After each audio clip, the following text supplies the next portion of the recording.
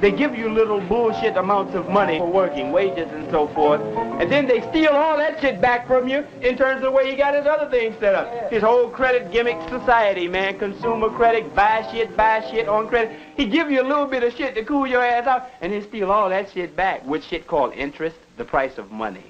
Motherfuckers in non-producing, non-existent, industries, motherfuckers who deal with paper.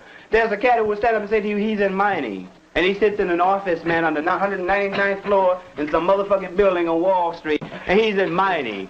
And he has paper, certificates, which are embroidered and shit, stocks, bonds, debentures, obligations, He's in mining. And he's sitting up in Wall Street and his fingernails ain't been dirty in his motherfucking life. He went to Phillips Andover or Exeter, he went to Harvard, he went to Yale, he went to the Wharton School of Business, and he's in mining. And the motherfuckers who deal with intangibles are the motherfuckers who are rewarded in this society. The more abstract and intangible your shit is, hey, stocks, what is stocks? A stock certificate is evidence of ownership in something that's real. Ownership. He owns and controls and therefore receives, the benefit from. That's what they call profit. He fucking with shit in Bolivia, he fucking with shit in Chile. He's Kennecott, he's Anaconda, he's United Fruit, he's in mining. He's in what? He ain't never in his life produced shit. Investment bankers, stock brokers, insurance men, it's motherfuckers who don't do nothing. We see that this whole society, man, exists and rests upon workers, and that this whole motherfucking society controlled by this ruling clique is parasitic, vulturistic, cannibalistic, and is sucking and destroying, man, the life of motherfucking workers, and we have to stop it because it's evil. There's a lot of confusion amongst white people in this country, amongst white workers in this country about who the enemy is. The same contradictions of overproduction, the same contradictions of increasing production are prevalent within the white working class. But because of the immense resources of propaganda, publicity, radio, television, journals, magazines, and so on and so forth, which can be drawn upon, white people tend to get a little bit confused about who the enemy is. If you take a look at, white workers in Flint, for instance, in the automobile industry, who are pretty hard pressed because the Buick plant up there is whipping their ass. And it's whipping their ass about twice as hard today as it was 5 years ago. But who do they think the enemy is? The nigga on the street. Crime in the streets, was a problem. Or black people, moving into our neighborhood, causing housing prices to decline and threatening to rape our wives and daughters, And as a result, you get a cat like George Wallace who comes along.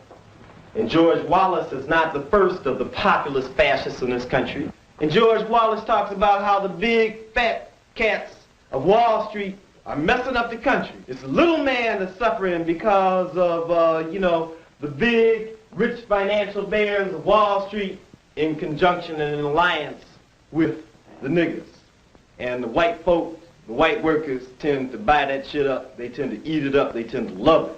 That's not in Birmingham, Alabama that I'm talking about. That's in Flint, Michigan. As a result of that kind of thing, millions and millions of white workers in this country just don't understand what's going down and end up becoming counter-revolutionary, even though the contradictions which they face every day would say that they should be the most staunch revolutionaries.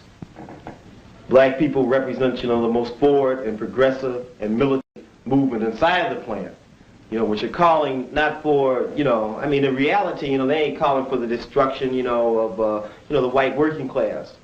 The demands which are being presented, are demands which are calling for an uplifting of the working class as a whole. And the actual fact of the matter is that the movement of black workers is a class movement that's calling for a total change in the relationship between workers and owners altogether. And what it's saying is that certainly we don't want all the shitty and lowest paying jobs in the plant. Certainly we don't want to be, most exploited people in the plant, but we aren't calling for anybody to be exploited.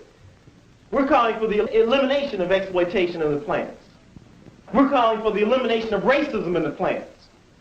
We're calling for the elimination of any kind of conditions inside of the plant, which are bad, for the basic, health and enjoyment, of life.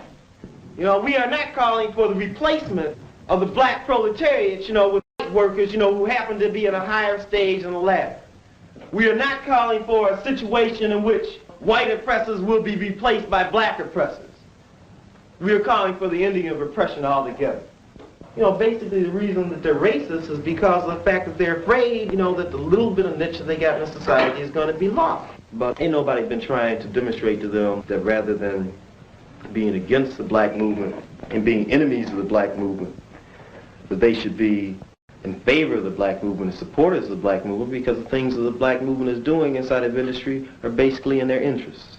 The kinds of demands and the kinds of movements, you know, which black people are making inside of the plants are not inimical to the interests of the average white worker.